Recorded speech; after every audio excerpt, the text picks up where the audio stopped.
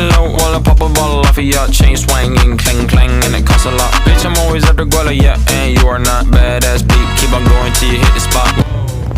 Selamat pagi Bapak, saya atas nama Hufid bin Yasir Citu dengan NIM 2104020061 dari Prodi Agribisnis kelas 3 Universitas Nusa Cendana. Di sini saya akan menjelaskan tentang teori konsumsi. Baik, konsumsi merupakan salah satu bagian penting dalam kegiatan ekonomi. Bahkan, tujuan konsumsi merupakan awal dan akhir dari semua kegiatan ekonomi. Terhadap konsumsi merupakan salah satu topik yang dipelajari dalam ilmu ekonomi. Tujuan konsumsi sangat berkaitan dengan pemenuhan kebutuhan dan kepuasan manusia. Menurut KBBI, pengertian konsumsi adalah pemakaian barang hasil produksi atau bahan pakaian, makanan, dan sebagainya. Pengertian konsumsi adalah barang yang langsung memenuhi keperluan hidup manusia. Sementara itu, pengertian konsumsi dalam ilmu ekonomi merupakan penggunaan barang dan jasa dalam rumah tangga. Studi tentang perilaku konsumsi memainkan peran sentral dalam ekonomi makro dan ekonomi mikro. Konsumsi adalah satu-satunya tujuan dari semua produksi. Ini membuat tujuan konsumsi sangat mempengaruhi seluruh kegiatan ekonomi. Tujuan konsumsi yang paling utama tentunya adalah untuk memenuhi kebutuhan manusia. Tujuan konsumsi dalam teori ekonomi konvensional adalah mencari kepuasan tertinggi. Konsumsi adalah salah satu unit pengambilan keputusan dalam ekonomi yang bertujuan untuk memaksimumkan kepuasan dari berbagai barang atau jasa yang dikonsumsi. Pengertian konsumsi adalah awal dari semua aktivitas manusia. Jika seorang menginginkan sesuatu, ia akan melakukan tindakan untuk memuaskan keinginan tersebut. Hasil dari upaya tersebut adalah konsumsi, yang juga berarti terpenuhinya keinginan manusia berkomunikasi. Produk yang dikonsumsi seringkali memiliki arti simbolis bagi penggunanya. Misalnya, membeli produk organik melambangkan pencairan untuk dunia yang lebih baik. Kepentingan sosial. Tujuan konsumsi dapat berfungsi untuk membatasi posisi manusia dalam masyarakat, memberi tingkat kepentingan sosial tertentu. Jenis konsumsi ini berfungsi untuk memposisikan konsumsi dalam hubungannya dengan orang lain, mendapatkan status tertentu dalam masyarakat. Yang kedua, kebiasaan manusia mengonsumsi hal-hal tertentu tanpa disadari.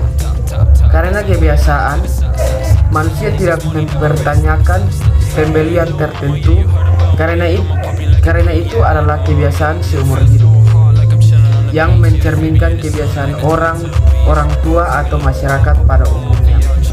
Ini dikenal sebagai efek pencucian. Masyarakat membuat diri mereka bergantung secara sosial dan material pada barang-barang konsumsi tertentu. Teori pendapatan permanen. Teori pendapatan permanen meyakini bahwa pendapatan yang mempengaruhi tingkat konsumsi. Pemberdayaan terletak pada pernyataan yang menyatakan bahwa tingkat konsumsi mempunyai hubungan proporsional dengan pendapatan permanen. Pendapatan permanen ini adalah tingkat pendapatan rata-rata yang diekspektasikan, diharapkan, dan dalam jangka panjang. Yang kedua, teori pendapatan relatif. Teori pendapatan relatif merupakan teori yang dikembangkan oleh James D. Chambers Pada tahun 1949, teori ini lebih memperhatikan aspek psikologis rumah tangga dalam menghadapi perubahan pendapatan. Inti dari teori konsumsi pendapatan relatif adalah tingkat konsumsi masyarakat dipengaruhi oleh tingkat pendapatan disposable di masa yang lalu, terutama tingkat pendapatan tertinggi yang pernah dicapai, karena pola konsumsi saat ini masih dipengaruhi pola konsumsi yang lalu. Teori konsumsi Keynes. John Maynard Keynes lewat bukunya berjudul The General Affairs of Employment, Interest and Money menggunakan suatu teori konsumsi yang disebut teori pendapatan absolut tentang konsumsi, atau lebih dikenal dengan hipotesis pendapatan absolut. Teori konsumsi dari Keynes tersebut didasarkan atas dasar hukum psikologi yang mendasar tentang konsumsi, yang mengatakan apabila pendapatan mengalami kenaikan, maka konsumsi juga akan mengalami kenaikan dengan jumlah yang lebih kecil. Kecenderungan mengkonsumsi rata-rata akan semakin kecil apabila tingkat pendapatan naik.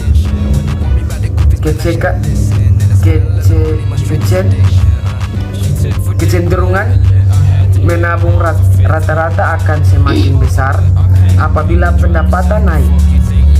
Faktor yang mempengaruhi tingkat konsumsi. Menurut Suparmoko, dalam pengantar ekonomi makro, ada sejumlah faktor yang mempengaruhi konsumsi selain pendapatan. Ini meliputi yang pertama, selera. Konsumsi masing-masing individu berbeda, meskipun individu tersebut mempunyai umur dan pendapatan yang sama. Hal ini disebabkan karena adanya perbedaan selera pada tiap individu. Yang kedua, faktor sosial ekonomi. Faktor sosial ekonomi seperti umur, pendidikan, dan keadaan keluarga juga mempunyai pengaruh terhadap pengeluaran konsumsi. Pendapatan akan tinggi pada kelompok umur muda dan mencapai puncaknya pada umur pertengahan dan akhir pada umur tua. Yang berikut, kekayaan secara eksplisit maupun implisit sering dimasukkan dalam fungsi agregat sebagai faktor yang menentukan tujuan konsumsi. Menurut Friedman, Albert Ando, dan Franco Modigliani menyatakan bahwa hasil bersih dari suatu kekayaan merupakan faktor penting dalam menentukan konsumsi. Yang berikut, keuntungan kapital. Keuntungan kapital adalah yaitu dengan naiknya hasil bersih dari kapital akan mendorong timbulnya konsumsi yang selebihnya dengan adanya kerugian kapital akan mengurangi tujuan konsumsi. Yang berikut, tingkat bunga. Ahli ekonomi klasis mengatakan bahwa konsumsi merupakan fungsi dari tingkat bunga.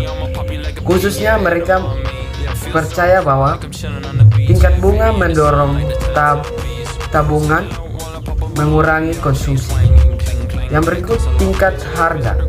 Sejauh ini dianggap konsumsi real merupakan fungsi dari pendapatan real. Oleh karena itu, naiknya pendapatan nominal yang disertai dengan naiknya tingkat harga dengan proporsi yang sama tidak akan merubah konsumsi real. Baik, saya akan menjelaskan lagi tentang teori efisiensi Pareto. Efisiensi Pareto dalam ilmu ekonomi didefinisikan sebagai kondisi di mana sudah tidak mungkin lagi mengubah alokasi sumber daya untuk meningkatkan kesejahteraan pelaku ekonomi tanpa mengorbankan pelaku ekonomi lainnya. Teori biaya produksi.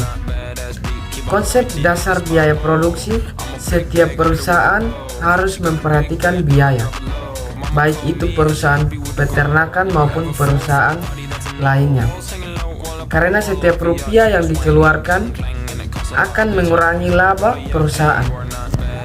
Biaya produksi adalah jumlah kompensasi yang diterima pemilik faktor produksi yang dipergunakan dalam proses produksi yang bersangkutan. Konsep biaya sangat erat hubungannya dengan jumlah produk yang dihasilkan, sehingga dikenal ada biaya total, biaya tetap, biaya variabel, biaya rata-rata, dan biaya marginal. Biaya total adalah biaya yang dibutuhkan untuk memproduksi tiap tingkat output. Biaya tetap adalah biaya yang tidak berubah dengan berubahnya produksi. Biaya ini sering pula disebut sebagai biaya prasarana atau biaya tak terhindarkan. Dalam suatu usaha ternak atau usaha lainnya, biaya ini umumnya untuk membeli faktor produksi yang tidak habis pakai dalam satu kali proses produksi, misalnya kandang, mesin, perah susu, kendaraan, sapi perah, dan lain-lain. Biaya rata-rata. Biaya rata-rata adalah biaya keseluruhan untuk menghasilkan suatu output tertentu dibagi dengan jumlah unit produksi yang dihasilkan atau merupakan biaya per unit produksi. Biaya rata-rata dapat dibedakan atas biaya total rata-rata atau ATC, biaya tetap rata-rata atau AFC, dan biaya variabel rata-rata atau AVC. Biaya variabel rata-rata adalah total biaya variabel dibagi dengan jumlah produksi atau biaya variabel per satu satuan output. Biaya variabel rata-rata akan turun dan naik bila produksi ditingkatkan, tetapi biaya tetap rata-rata akan terus-menerus turun bila jumlah produk ditingkatkan. Biaya marginal adalah besarnya tambahan biaya sebagai akibat bertambahnya satu satuan produk yang dihasilkan. Terima kasih. Baik, di sini saya akan menjelaskan tentang teori produksi. Teori produksi adalah teori yang menerangkan sifat hubungan antara tingkat produksi yang akan dicapai dengan jumlah faktor-faktor produksi yang digunakan. Konsep utama yang dikenal dalam teori ini adalah memproduksi output semaksimal mungkin dengan input tertentu, serta memproduksi sejumlah output tertentu dengan biaya produksi seminimal mungkin. Pembagian produksi dapat dibagi menjadi 5 kategori. Yang pertama, bidang ekstraktif adalah semua usaha yang dilakukan dengan cara mengambil hasil alam secara langsung, contohnya pertambangan dan perikanan. Yang kedua, bidang agraris adalah setiap usaha dengan mengelola alam agar memperoleh hasil yang dibutuhkan, contohnya pertanian dan perkebunan. Yang ketiga, di bidang industri adalah setiap usaha yang dilakukan dengan cara mengelola bahan mentah sampai menjadi barang jadi, contohnya industri tekstil dan industri makanan. Yang keempat, bidang perdagangan adalah setiap usaha yang dilakukan dengan cara membeli dan menjual kembali tanpa merubah bentuk barang yang dijual tersebut. Contohnya industri retail. Yang kelima, bidang jasa adalah setiap usaha yang dilakukan dengan cara memberikan jasa pelayanan kepada masyarakat. Contohnya asuransi, perbankan, perangkutan tahap produksi. Selain dapat dibagi menjadi beberapa bidang, produksi dapat dibagi menjadi beberapa tahap. Yang pertama, sektor produksi primer meliputi bidang ekstraktif dan bidang agraris. Sektor produksi sekunder meliputi bidang industri dan bidang perdagangan. Sektor produksi tersier meliputi bidang jasa produktivitas. Dalam teori produksi dikenal beberapa cara yang dapat digunakan untuk meningkatkan produktivitas, yaitu ekstensifikasi, meningkatkan produktivitas dengan cara menambah jumlah faktor produksi yang digunakan. Intensifikasi dilakukan dengan cara memaksimalkan kapasitas faktor produksi yang telah ada. Rasionalisasi, peningkatan produktivitas dilakukan dengan mengeluarkan kebijakan yang akan meningkatkan efisiensi produksi, terdiri dari mekanisasi, mengganti sifat padat karya menjadi padat modal dengan menggunakan mesin-mesin modern. Spesialisasi, melakukan pembagian kerja sehingga satu orang bertanggung jawab atas satu jenis pekerjaan saja.